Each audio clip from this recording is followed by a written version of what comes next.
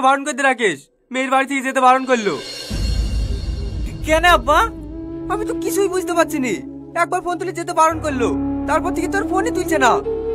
তুমি দাঁড়াও আব্বা, আমি ফোন করছি। যে নম্বরে আপনি কল করছেন কি হলো, তুলছে না? সুইচ অফ আছে। রিসিভ ফোন সুইচ অফ বলছে। পরে চেষ্টা বাড়ির মোবাইলে করুন। করে দেখি।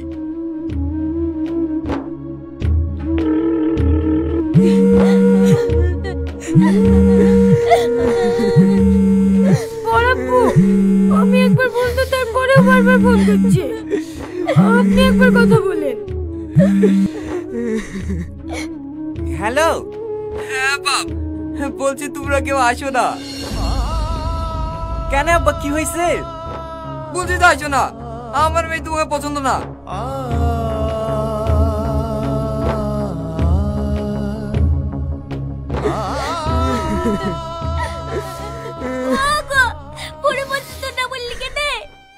তুমি কি ভাবছো যে দুর্ঘটনা ঘটে গেছে এইসব জানার পরে তোমার মেয়েকে আর বিয়ে করবে?